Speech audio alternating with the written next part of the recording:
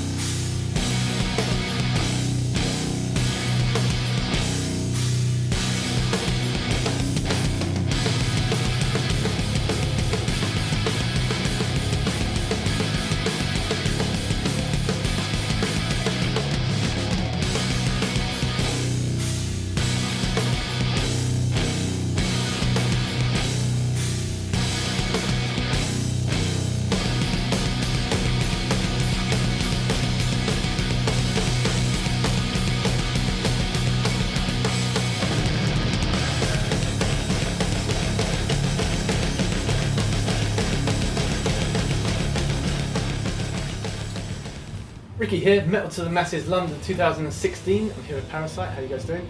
Very good. Very nice. In the depths of Nambucca, in a hidden location. In a bunker, In a as you bunker. can see. You can't really see the Bomb ceiling, but shelter. it's So our metalness cannot escape and infect the world too much. we're also next to the barrels here, so we can grab them. That's always good. So let's take it from the start. Where did you guys form and how did it begin, Parasite? We're from London, and it was basically me putting up notices online and asking for people if they want to join potentially a band that I was hoping to make. I had some demos and stuff, and he heard it and he sent me a message and we met up, and since then we've just kind of come across more people and we've had some changes in the band so far. But yeah, that's it. We just met up online, shared some music with each other, what we like to do, met up, and that's it. First guy we met after he met me was our guitarist vocalist Giuseppe Portuelli, who is the vocalist on the song you're about to hear. I do vocals now, and I'm better than him. Yeah, he shakes his head. Even because, no, you're not better. No, You're just embarrassing me. That's alright. Like, and then we, after that we met the drummer from Bangover, the current drummer from Bangover. I think he's always been the drummer from Bangover. Yeah.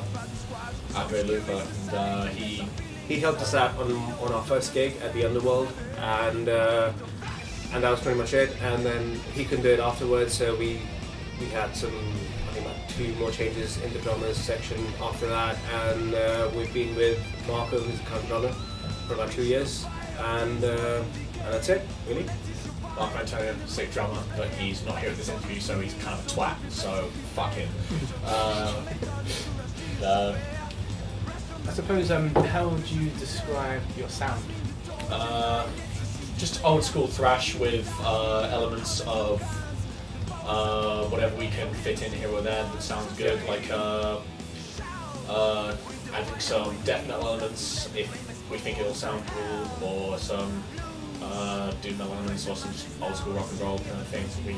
They fit. And, Predominantly just old school thrash, really. yeah, adding in other things here and there would sound cool.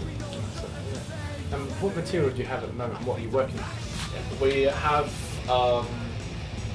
we have some unfinished songs that he has. That, well, I say unfinished. They're pretty much finished except for writing lyrics that you can hear on our YouTube account. Yeah. And we did our first EP about 2 years ago, and that was 4 songs. And then we did another 5 songs after that, and that was on our second EP. which is not come out yet, but will hopefully sometime. In a bit of a production hell at the moment. Yeah. So yeah, there's that. But then we've got like about 3, 4, 5 songs kind of in a demo state at the moment. That we kind of every time we meet up for rehearsals after practice, we just jam it out and see where it goes with that and progress with building up on those songs, writing lyrics or getting an idea of what riff could go where and getting an idea for what solo could go where, etc., and how it should sound. So yeah, all in all, we had the first EP, 4 songs, the second one, 5 songs, and we've got about another 3 or 4 in the making, hopefully on the next EP or demo or whatever you call it. One song that I've been writing for ages, but haven't been able to get my shit together enough to actually make the song into a complete thing, which these guys are giving me hell about all the time, which I kind of deserve because I'm a twat. One that our new guitarist Martin has just come up with a couple of rehearsals ago, and one called Sound the Siren, which we will be playing for the second time at the upcoming gig. Oh yeah, that song was it's something we're all very, very proud of, because in the lineup that we have as of today, that's one song that we've all worked on and contributed to equally. Funnily enough, what's my contribution to it? The chorus riff. Yes, part of the chorus riff. So the guy who's the drummer right now, he came up with this idea, even though he's a shit guitarist and he likes to try sounds out. So he had this idea of the sound, and I kind of took it from there, and we started off on a main riff of the song, and like him and Martin, who's the other guitar player, just added bits in, and I took bits from my old demos from years ago, and I thought that, okay, that goes along with this stuff, and we completed the song. So this is quite recent, only a few months ago, and in about 2 days I wrote up the lyrics, and it was just in time for the first Metal to the Masses gig we had in January. So that was the first time we played that song. So yeah, that was one thing we finished just now, and we're working on about 2 songs. I messed up the lyrics for Sound the Siren, and I said I knew I was going to do Sound it. the Siren. So you messed up the name of it as well. So. Yeah, the Sound the Siren. Like I messed up. Yeah, We're getting used to I it knew slowly. I knew I was going to screw up that song, so I said, to the audience, oh, if I mess it up, Martin gets to slap me. But and he did. But unfortunately, that didn't get recorded, which is kind of a shame, because that would be funny happening in the YouTube video. What influence did you have personally, and how does that reflect in your writing and the end product? Wow.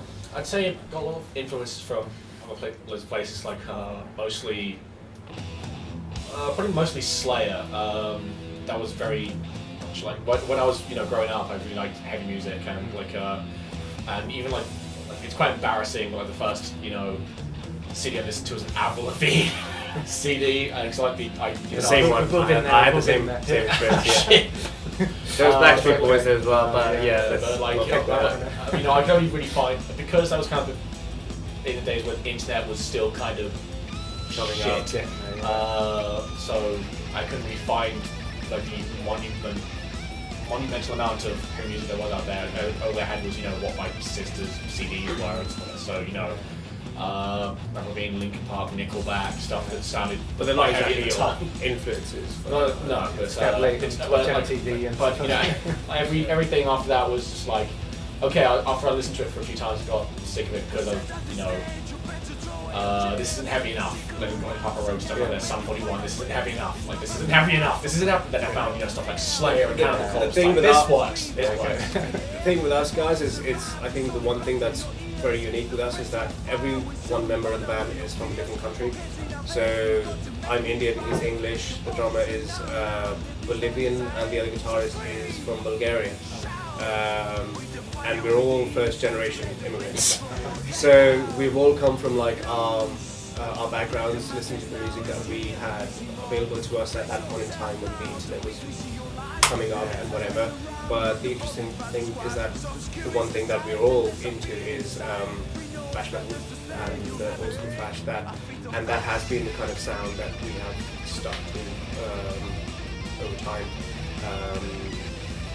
So it's any old school thrash band, I guess. I shouldn't be saying old school because a lot of people get pissed off at that. Yeah. But new school, new school. I'm kind of jealous that I'm the only one in the band who's not bilingual. I'm a bit annoyed at that. Yeah. So it's Studying your, how to speak another language. it's but your old time early Metallica, Megadeth, Exodus, Anthrax, Testament, Death, Venom as well, and there's obviously more heavy metal stuff like Maiden, Priest, and whatever. That's that you're always listening to, and that influences you in ways that you don't really aware of. But yeah, we kind of share those, even though we come from different places. Yeah, it's universal. We're completely different. Like the guy who's Bolivian, he's like completely Sepultura because South America. Why not? And I'm not that much exposed to it, even though I like to listen to it every now and then. But it's not a big thing for me. It's not something I grew up with, and it's different for him and for the rest of the guys. And so we all have different outlooks, but we have points that bring us together, I guess. And the old school thrash is the kind of sound we kind of go with. That's the only one bit that's common, I guess. So we hear Metal to Masses London 2016. Yep. How did you hear about the competition and get involved with it? Heard. We have tried before, and we've been involved in Metal to Masses. I think both of us together as Parasite once. I think that was 2.5, 3 years ago. I think there was two Which you've been on competitions. twice. I think the last time was when we had the Purple Turtle happening for the London. That was the Masses. I think that was 2013. Mick obviously organises the whole thing, puts up the show, and we've been in touch with him for a long time, and that's how we kind of get to know about it. And obviously Bloodstock, everyone knows about it, and you know that's one thing that leads to road to Bloodstock, and so yeah, that's how we got to know about it. So I heard about, I've known about Metal to Masses for a while, even when it was run by, I think, Adam Fillery. Yep, Yeah, way back About 4 or 5 years ago. Yeah, I used to be in I joined a friend's metalcore band because they needed a bass player. Even though I wanted to play thrash, I just thought, I'm not in a band, I kind of want to. I wouldn't mind playing with these guys because they're friends. So yeah, I was in a metalcore band for a while. Don't judge me. So you guys got through your heat. How was the competition and the other bands and the whole experience? It was pretty cool. We've only played one gig in the initial heat. We played the initial heat, and there was only one gig, and it was a fantastic gig. Like, got to see Bang Over finally, which was great to finally see them play live because after I said I gigged with. One interesting fact: Andre, who's the drummer for Bang Over, he was starting up Bang Over when he needed a guitarist, so I filled in for guitarist back about 5 years ago back then.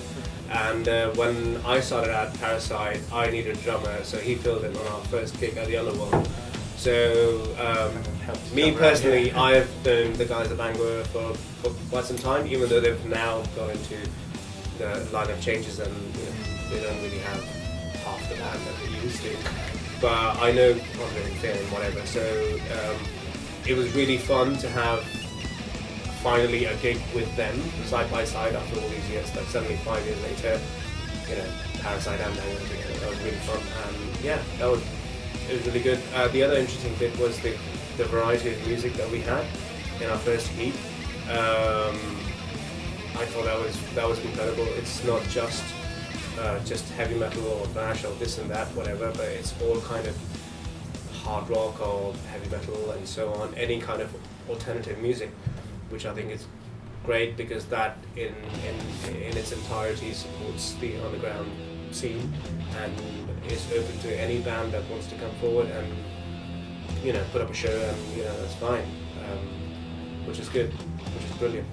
It's quite funny. Like I thought when I had to leave to catch a train before I could find out who actually won last time, which I'm kind of ashamed of. But when Svar told me that we won, I was like, what the hell? The bands are way better than us.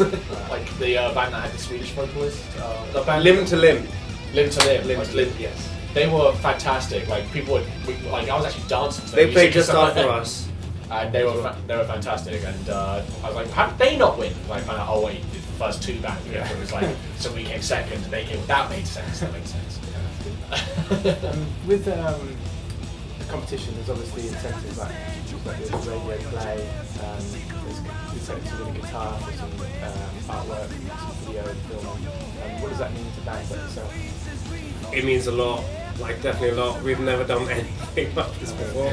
Like, just it's like the amount of exposure is immense, and Mick and everyone else who's involved in the whole competition and the process. I mean, those guys are complete professionals in terms of even communicating down the message to the bands as to how professional you have to be, how you have to come across, and whatever. They don't dictate that to you, but you kind of get that. You kind of pick it up, seeing that all these guys are doing this for you. That's how they behave. That's how professional they are, and so you must be. You must play your part and be that way, and when you do, then you get appreciated for it. So it's kind of like getting to a different level of maturity where compared to where we were at before, which is basically just playing local gigs here and there with promoters that we didn't even know. We weren't even aware of what other bands are playing. Sometimes you'll be chucked with bands who are not even remotely in the genre that you're playing, and like 4 people turn up to the gig and you're like, what the hell's going on? But yeah, I think the way it's all brought together, organised, the bands that are put together, etc. I think that's brilliant, and I think that's the one thing that leads to bands like us to get more exposure and have more people listen and interviews like this happening and stuff like that. I guess it's brilliant. I suppose obviously that's the big incentive for essentially playing a Bloodstock. How did you feel if you were playing Bloodstock? It's amazing, but it certainly isn't something that we keep in. Although I'm not sure if I should say it's the right thing to say or not, but it's not something we keep in mind because it's kind of wrong to go with that objective. It's kind of like rinsing stuff out from the competition just to get to that bit. I think we treat every heat, every gig the same way that we treat even if we were playing Bloodstock, to be honest. It's about getting new people, which is brilliant because the variety of music that's put together, you have fans and bands coming from different backgrounds and you can expose yourself to all of those people. I think that's the most valuable thing. So even though as exciting as it potentially can be for whoever the winner is, it's a brilliant opportunity. It's definitely worth going being part of this competition, even if you fail. I say fail if you not that we're not setting high standards. Yeah, no, exactly. Yeah, no, it's. But you know what it's good I'm saying. Yeah, definitely. It's good to have all those things and to keep that mindset in, to be consistent. Really I think it's kind of like an objective that kind of makes you think that you have to put in your best at every heat, at every stage, to come across as the best as you can, no matter what the audience is, no matter what band comes up. You have to please all of them, and you have to be on your best at every stage. And only if you're good enough at the end, then you get to Bloodstock. So yeah, it's inspiring in some way, but it doesn't mean that we're only aiming for that one thing. Every gig is a show that we have to put our best into. To kind of round it off, if there was somebody out there who hasn't seen you guys play before or heard your music, what would you say? I'm sure there are lots. If there are, maybe. Yeah. What would you say to them to check you guys out or come down to your quarterfinal? Come see our show. That's a very good sell. Yeah. You got nothing better to do? I got a way to waste time. No, I'm kidding. You need some thrash. Just a message for them to check us out, particularly. Why should they check us out? Why should they listen to us? No idea. How are we better than? That's the whole point of the competition. That they judge how we are better than others. Yeah. Well, we shouldn't be telling them that we're better than others. Probably not. We should just be saying that, there's a bunch of bands, we're one of them, as good or bad as all the other ones. they're all playing different kind of music. If you're thrash metal fix, you could do it Yeah, once. if that's what you're into, then fine. I guess that's it. No, that's fair enough. Yeah, come and check these guys out. We'd like to say thanks very much for your Thank you. time and yeah, you're out. Definitely.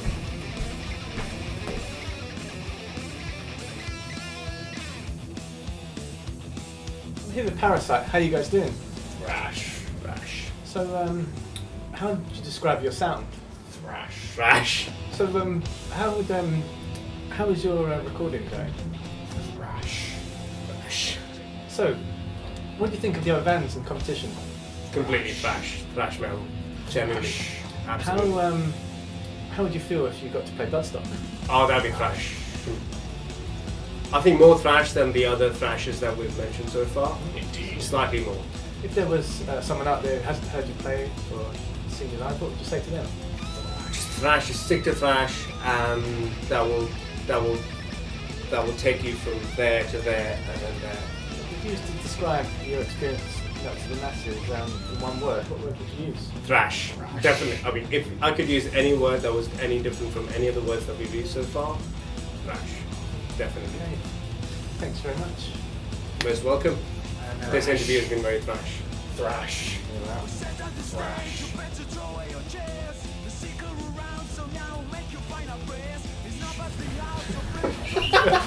That's good, yeah. Thanks. And that's all thrash. And so, how would you describe your sound? Thrash.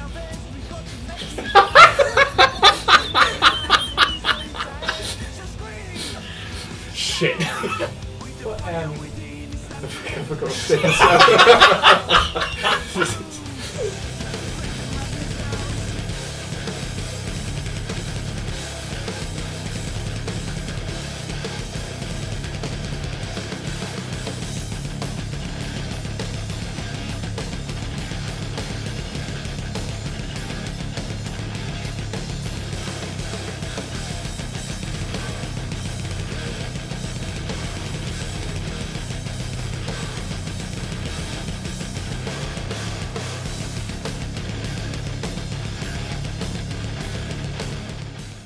This is a track from our first EP called Hammer Age. It's called Fit of Thrash.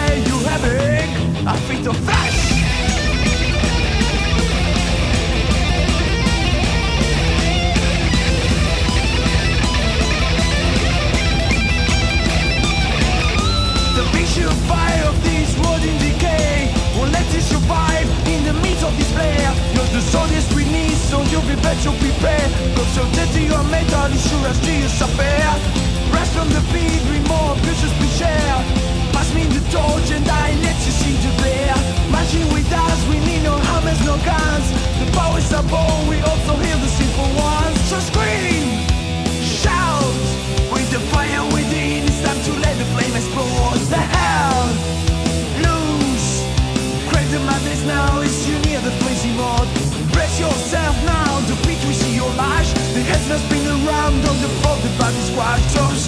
sight and disappear.